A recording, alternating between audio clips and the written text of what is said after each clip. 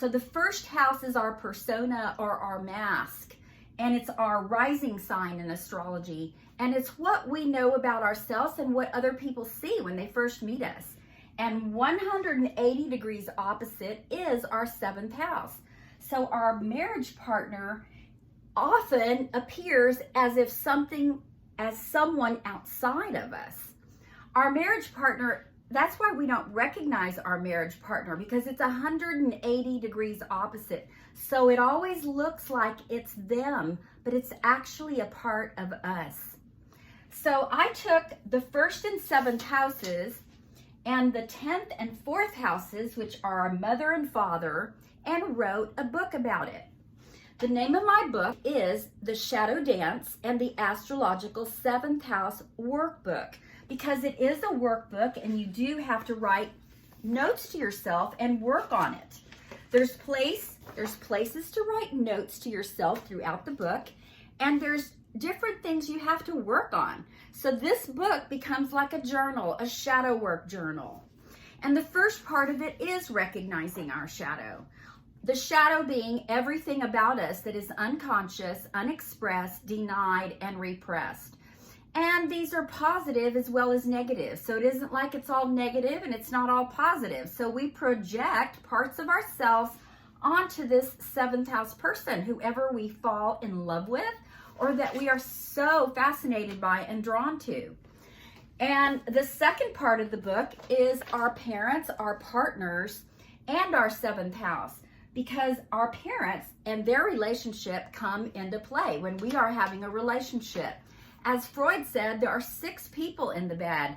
Us and our partner, our mother and father, and them and their mother and father. So in a total, there's 6 people all in that relationship. And so getting to know our mother and father complexes and learning about ourselves, which is in our birth chart. So if we look at the 3rd chapter, it's signs and planets in the 7th house. And so every planet and sign is an archetype. And an archetype just means it is common to everyone. We all have all of these different signs. But we are going to have more of an emphasis of some or another. But anything in our 7th, we project it before we get to know it. So we need to learn about this part of us so that we can become that part of us. And our partner doesn't have to overdo it for us and then become our shadow in the process. And the 3rd chapter in the book has descriptions. What does the sun look like when it's projected onto another person? And then how can we do it together? And so each planet is covered in my book, and a planet is just an archetype. It's a symbolic representation of a part of our natural functioning.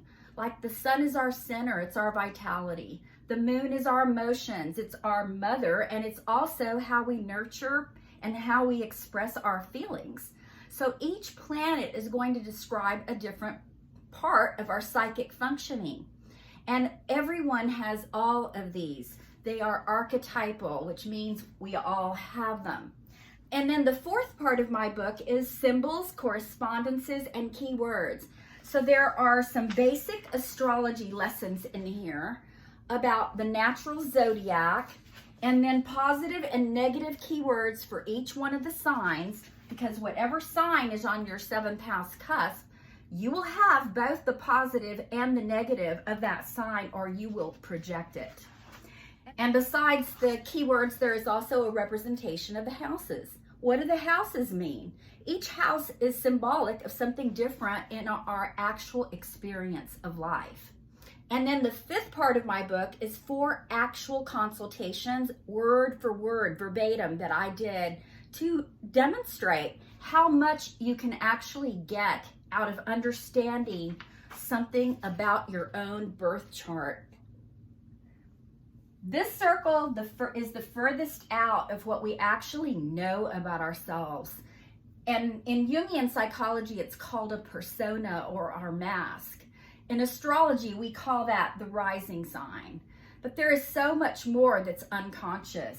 And right behind our rising sign is our shadow. So it behooves us to get to know our shadow and understand the parts of us that we don't know about. And then the next circle is the anima and the animus, which is the male and female contrasexual images in the psyche of all of us. And so a man has a female in him that Jung called the anima, and a woman will have a male inside of her, and he called that the animus. And these are our soul images that are in our unconscious. And then the very center of this is the self. And the self, in Jungian terminology, is our Christ consciousness. It's our wholeness. It is the main part of us that is orchestrating all of the events and relationships that are coming into our life because it wants us to know ourselves. So that is a brief explanation of my book. And I'm going to start a YouTube series called Jung and Astrology 101. And give you all some brief explanations for Jungian terminology and for different ways that you can use astrology and psychology to benefit yourself and all of your relationships.